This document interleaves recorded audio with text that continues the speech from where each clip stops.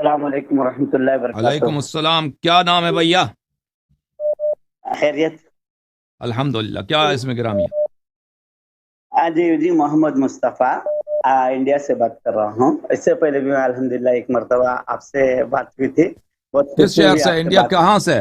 کرناٹکا سے؟ جی جی، کرناٹک، بنگلور سے۔ جی جی بنگلور، واہ جی واہ، بنگلور والے ہم نے دیکھے تھے، وہ بڑے صاف اردو بولتے ہیں بھائی، آپ کی اردو اتنی صاف نہیں ہے۔ جی، میری اردو زیادہ اتنا یہ نہیں ہے، مطلب اعلیٰ سے بات چیت ہوتی ہے ہماری۔ اچھی بات ہے، ہاں، فرمائے، لیکن حکم کریں بھائی الحمدللہ، صاحب۔ لیکن آپ سے میں صرف قرآن و حدیث کی روشنی میں اور ہم، مدلل کچھ سوالات تھیں ہم، آپ سے کرنا ہے، تو انشاءاللہ آپ خندہ پیشانی کے ساتھ آپ انشاءاللہ، مجھے امید ہے کہ آپ جواب دیں گے۔ یہ انشاءاللہ سب یا سے حیدر۔ جی، سب سے پہلے یہ کہ جو تکبیر تحریمہ جو کہتے ہیں، اللہ اکبر کہتے ہیں نا، جب ہم، نماز میں کھڑے ہوتے ہیں تو سب سے پہلے کیا پڑھنا ہے؟ حدیث کی روشنی میں جناب محمد رسول اللہ صلی اللہ علیہ وسلم نے کس طرح پڑھے، اس کے متعلق مجھے معلوم کرنا ہے۔ تو نماز کا طریقہ کار سیکھنا چاہتے ہیں آپ؟ جی نہیں، اور بھی ہیں، بہت سے ہیں، لیکن آپ کا اس کا ہونے کے بعد مثال کے طور پر آپ ناراض مت ہونا، جسے کہ ناراض نہیں ہوں آپ گے؟ یا علی مدد، جی یا علی مدد کہتے ہیں، تو جب یا ہم، علی مدد کہتے تو کیا علی علیہ الصلوۃ والسلام کیا مدد کر سکتے ہیں؟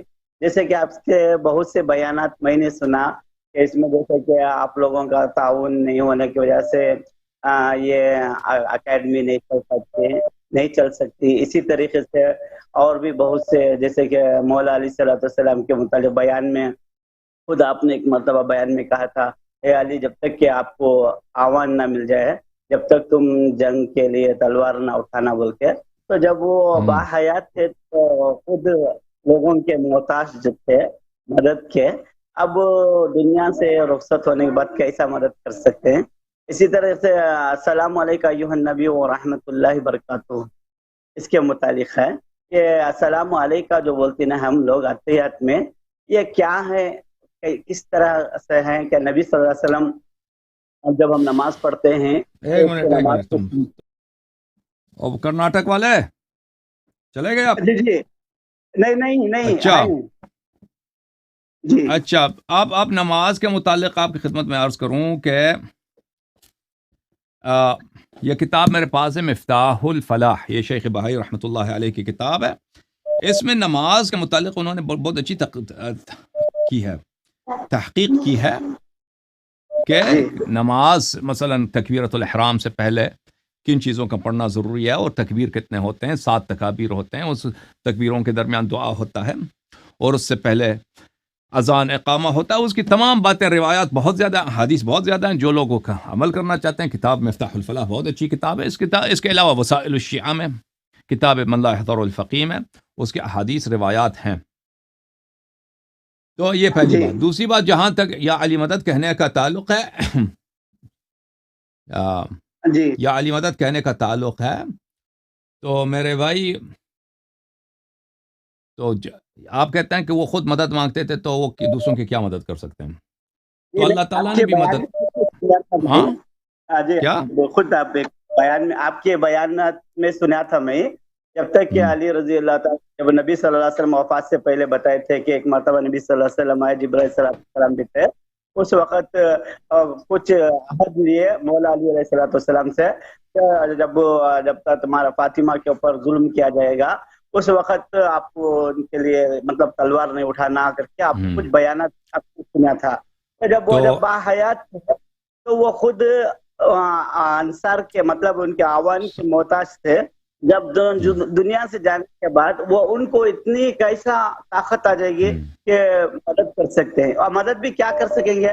جیسے کہ الحمدللہ آپ بھی ماشاءاللہ بہت فکروں کے ساتھ آپ بیان کرتے ہیں، لوگوں کو بتا رہے ہیں، اس کے باوجود بھی بولتے ہیں کہ آپ لوگوں تو ہماری بات کی تو توجہ بھی آپ سن ہے۔ لیجئے، جواب سن لیجئے۔ دیکھیں، اولیاء اللہ جو ہیں، انبیاء علیہم الصلاۃ والسلام، ان کے 2 قسم کے طاقت ہیں۔ ایک طاقت ہے ظاہری طاقت، ایک طاقت ہے ظاہری طاقت۔ رسول اللہ صلی اللہ علیہ وآلہ وسلم مثلا لوگوں سے زکوٰۃ لیتے ہیں، وہ زکوٰۃ لے کر اس کو راہ اسلام میں خرچ کرتے ہیں، لوگوں کو کہتے ہیں کہ آ جاؤ دین کے جہاد کے لیے میری مدد کرو، لوگ اگر آ گئے لشکر بن گئی تو لوگ دشمن کے ساتھ جہاد ہوتا ہے. اگر لوگ نہیں آئے تو جہاد نہیں ہو سکتا، پھر وہ اسلام کو شکست ہوگی. تو ایک ظاہری ہے وہ بالکل عام جو لوگ ہوتے ہیں نا، اسی طرح جو ظاہر کے طور پر مثلا آپ بھی کوئی کام کرنا چاہیں، آپ کو پیسے کی ضرورت ہے، لوگوں کی تعاون کی ضرورت ہے، تو اس طرح انبیاء علیہ الصلاۃ والسلام کے پاس یہ ایک طرح ظاہری طاقت ہے، اور یہ اوپر نیچے ہوتا ہے. ظاہری طاقت جو ہے اوپر نیچے ہوتا ہے. کبھی نبی کریم صلی اللہ علیہ وسلم ایک زمانے میں ظاہری طور پہ بہت ہی ان کے ساتھ کوئی نہیں تھا، بعد میں لوگ بہت سارے ان کے ساتھ آ گئے. اسی طرح امیر المؤمنین علیہ السلام ایک زمانے میں کوئی ان کے ساتھ نہیں تھا، پھر عثمان کے قتل کے بعد بہت سارے لوگ ان کے ساتھ آ کر ملے. تو یہ اوپر نیچے ہوتا رہتا ہے. ایک ظاہری طاقت ہے. ایک ظاہری طاقت نہیں ہے، ایک طاقت ہے جو اللہ تعالیٰ نے ان کو باطنی طور پہ عطا کیا ہے. رسول اللہ صلی اللہ علیہ وآلہ وسلم نے اشارہ کیا، چاند پٹ گیا ہے، ٹھیک ہے نا، چاند دو ٹکڑے ہو گئے ہیں. یہ قوت بازو کے ساتھ نہیں ہوا ہے.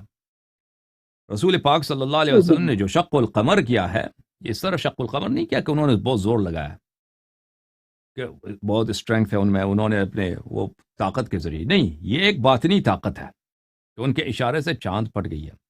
رسول اللہ صلی اللہ علیہ وآلہ وسلم شب معراج کو، ایک رات کو، وہ بھلے مکے سے گئے ہیں مدینہ، مدینہ سے گئے ہیں بیت المقدس، بیت المقدس سے گئے ہیں مسجد اقصی آسمان میں، اور عرش تک گئے، واپس آئیں، ایک ہی لمحے میں واپس آئیں. یہ کوئی ظاہری طاقت نہیں ہے، یہ باطنی طاقت ہے. ٹھیک ہے نا. امیر المؤمنین علیہ الصلاۃ والسلام نے دروازہ خیبر جو 40 آدمی یا 1000 آدمی اس کو کھولتے تھے، باندھ کرتے تھے، اس کو ایک ہاتھ کے اشارے سے انہوں نے اکھاڑا ہے اور دور پھینکا ہے. تو یہ قوت بازو سے اس طرح نہیں ہوتا، یہ جو ہے باطنی طاقت سے ہوتی ہے. ٹھیک ہے نا. ظاہری طاقت اوپر نیچے ہوتا ہے. ظاہری طاقت بالکل سلب بھی ہو سکتا ہے. آپ امام علیہ السلام کو شہید کریں نا، بدن اگر روح بدن سے مفارقت کرے تو بدن میں حرکت نہیں ہوتی، سانس نہیں ہوتی. تو ظاہری طاقت بالکل انسان کا زیرو بھی بن سکتا ہے، لیکن جو باطنی طاقت ہے وہ ختم نہیں ہوتی. باطنی طاقت میں اضافہ ہی اضافہ ہوتا ہے. اب رسول اللہ صلی اللہ علیہ وآلہ وسلم کو اگر، یا وہ اللہ نے بھی لوگوں سے مدد مانگا ہے، یا ایھا الذین آمنوا ان تنصروا اللہ ینصرکم، اگر تم اللہ کی مدد کرو تو اللہ تمہاری، اگر تم اللہ کی مدد کرو اللہ تمہاری مدد کرے. تو اللہ نے بھی لوگوں سے مدد مانگا ہے، لیکن اللہ کو کسی کی مدد کی ضرورت نہیں ہے. رسول اللہ صلی اللہ علیہ وآلہ وسلم نے لوگوں کی اپنی بھلائی کے لیے، ان کے اپنی بہتری کے لیے، کہ اگر لوگ زکوٰۃ دیں گے تو ان کا نفس پاک ہوگا، ان کی گناہیں معاف ہو جائیں گی، ان کا مال پاک ہوگا، لوگوں سے زکوٰۃ طلب کیا ہے، اور پھر اس زکوٰۃ کو فقیروں میں تقسیم کیا ہے. ٹھیک ہے نا. اور لوگوں سے فرمایا کہ تم آ کر جہاد، سن لو، تم جہاد کرو، جہاد کرو. ٹھیک ہے نا. اگر رسول پاک صلی اللہ، اگر اللہ چاہتا تو اتنے ملائکہ کے لشکر ہیں، ملائکہ کے اتنے لشکر ہیں، اللہ چاہتا تو کسی انسان کی ضرورت نہیں ہے. وہ آ کر نبی کریم صلی اللہ علیہ وسلم کے لیے لڑتے ملائکہ، لیکن اللہ یہی نہیں چاہتا. اللہ چاہتا ہے کہ طبیعی طور پر، نیچرل طور پر اسلام کی فتح ہو، اسلام پہ روز ہو، لوگ جو ہیں مرضی قبول کریں دین کی، اور ظاہری اسباب کے ساتھ، یعنی لوگ شہید ہو جائیں، لوگ زخمی ہو جائیں، لوگوں کو تھکاوٹ ہو، سفر کریں، جہاد میں شرکت کریں، اور اس طرح سے مسلمانوں کو اور اسلام کو نصرت ملے، فتح ملے. ٹھیک ہے نا. تو یہ ایک اللہ تعالیٰ کا یہ طریقہ کار رہا ہے. تو اسی طرح ائمہ طاہرین علیہم الصلاۃ والسلام، ان کی ایک ظاہری طاقت ہوتی ہے. یہ ظاہری طاقت اوپر نیچے ہوتا ہے. ظاہری لحاظ سے امام علیہ الصلاۃ والسلام ہو سکتا ہے، بات سنو، ایک وقت ہو سکتا ہے کہ ان کے پاس فالوور بہت زیادہ ہو، ایک وقت ہو سکتا ہے فالوور کم ہو. امام حسین علیہ الصلاۃ والسلام مثلا کربلا میں لوگوں سے کہتے تھے کہ آؤ میری مدد کرو، حل من ناصر ینصرنا، ہے کوئی مدد کرنے والا؟ اس لیے نہیں امام حسین علیہ السلام شہادت سے ڈرتے ہیں مرنے سے، لیکن جو شخص وہاں لشکر مقابل میں ہے وہ سب جہنمی ہیں. اگر ان میں سے ایک شخص بھی توبہ کرتا ہے، اگر امام حسین علیہ السلام کی نصرت کرتا ہے تو وہ جنتی بن جائے گا، یہ اس کی اپنی بلائی کے لیے. لیکن امام حسین علیہ السلام اگر چاہتے اسی وقت ملائکہ کے لشکر تھے، جن کے لشکر تھے، ان کی اپنی دعا سے دعا کرتے، سب ان کے بنی امیہ والے سب مر جاتے. تو میرے محترم بھائی، تو ان دونوں باتوں میں خلط کرنی، ہم نہیں کہتے کہ امیر المؤمنین علیہ الصلاۃ والسلام ظاہری طاقت کے ساتھ، ابھی مثلا وہ نجف اشرف میں مدفون ہے، نجف اشرف میں وہ مدفون ہے، ظاہری طاقت کے ساتھ وہ کچھ کریں گے نہیں، ان کی جو باطنی طاقت ہے وہ حذف نہیں ہوا، وہ کم نہیں ہوا. رسول اللہ صلی اللہ علیہ وآلہ وسلم جس طرح اس طرح کے معجزات تھے، شق القمر کرتے تھے نا اس زمانے میں. حضرت یوسف علیہ السلام کی جو پیراہن تھی، انہوں نے ایک نبی کی شفا دیا، نبی کو شفا دی حضرت یعقوب علیہ السلام کو. یہ باتیں نبی کریم صلی اللہ علیہ وسلم کے پاس ہیں اور یہ ان سے کوئی نہیں گئی ہیں کہ یہ ختم ہو گئی. وہ تو باحیات تھے نا. چپ کرو تم چپ کرو. تو باحیات اور بھائی بات سنو تم پلیز. ہاں تو یہ ان سے کم نہیں ہوئی. تو یہ کہنا کہ وہ کچھ نہیں کر سکتے، یہ کچھ نہیں کر سکتے، یہ نہایت ہی جہالت ہے.